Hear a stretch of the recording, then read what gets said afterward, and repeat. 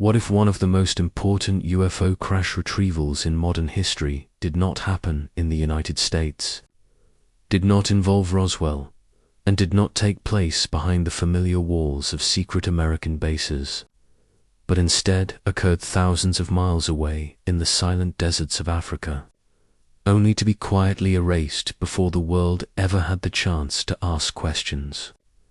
In the late hours of a cold night in 1989, radar stations across southern Africa detected something extraordinary.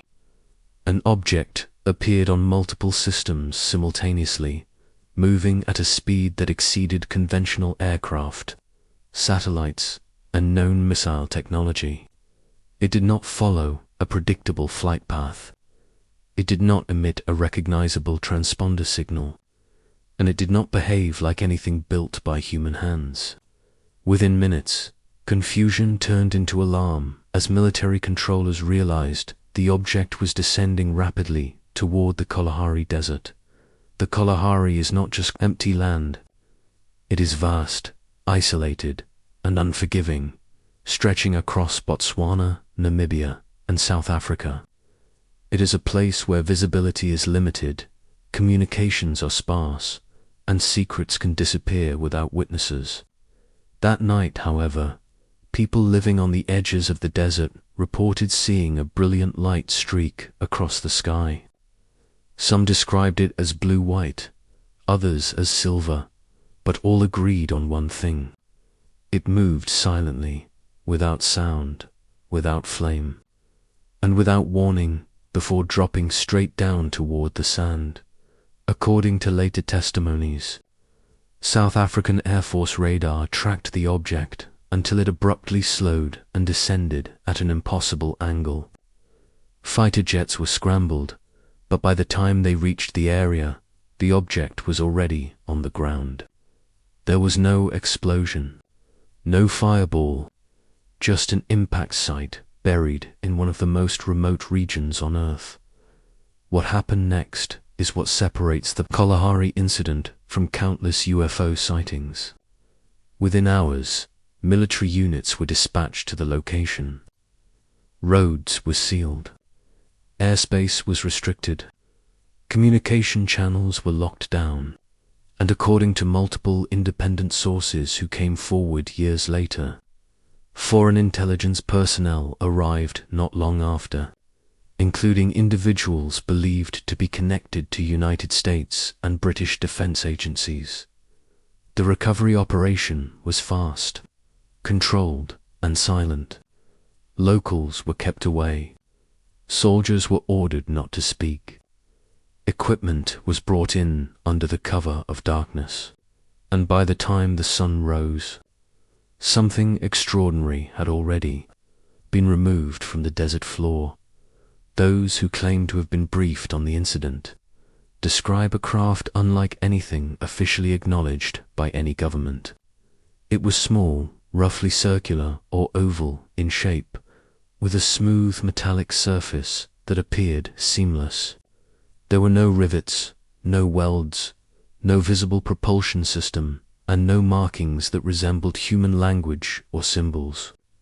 The material itself was reportedly resistant to cutting tools and exhibited unusual thermal properties, remaining warm despite the cool desert night. But the most disturbing detail was not the craft. It was what was allegedly found inside. According to leaked accounts, the vehicle contained a living occupant, small in stature, non-human in appearance, with a physiology that did not match any known species on Earth. Some sources claim the being was injured during the crash. Others suggest it was conscious and aware of its surroundings. Communication, if it occurred, was not verbal. Instead, it was described as intuitive, emotional, or mental, leaving trained military personnel shaken and unprepared within hours. The entity was reportedly transported to a secure location under heavy guard. The craft itself was dismantled, packaged, and removed for further study. And just like that, the incident vanished from public awareness. No official statement was issued. No press conference was held.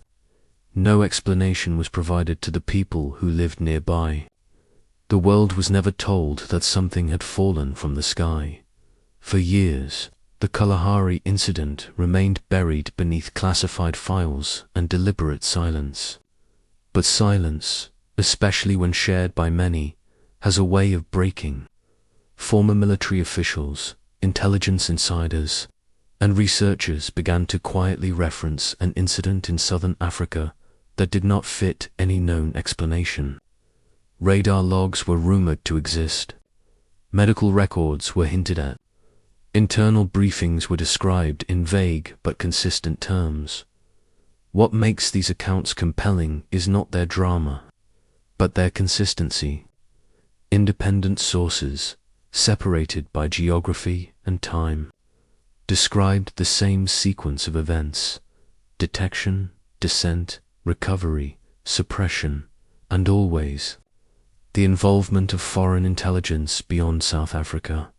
The question naturally arises: why would the United States involve itself in a UFO crash thousands of miles from its borders?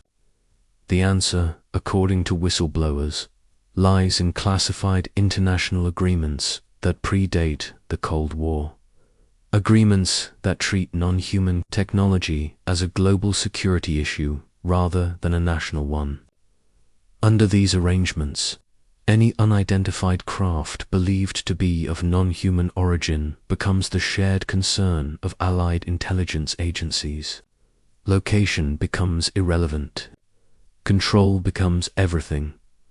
In 1989, the geopolitical landscape was tense.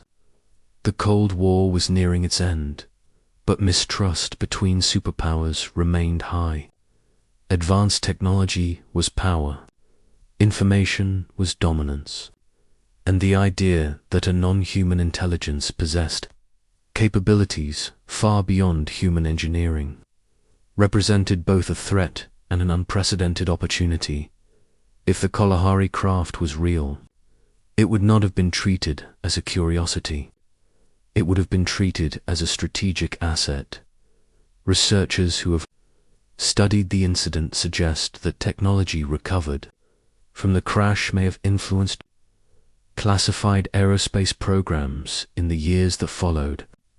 Concepts such as gravity, manipulation, field propulsion, and advanced materials science quietly appeared in theoretical research and black-budget projects. Publicly, the world saw stealth aircraft and experimental drones.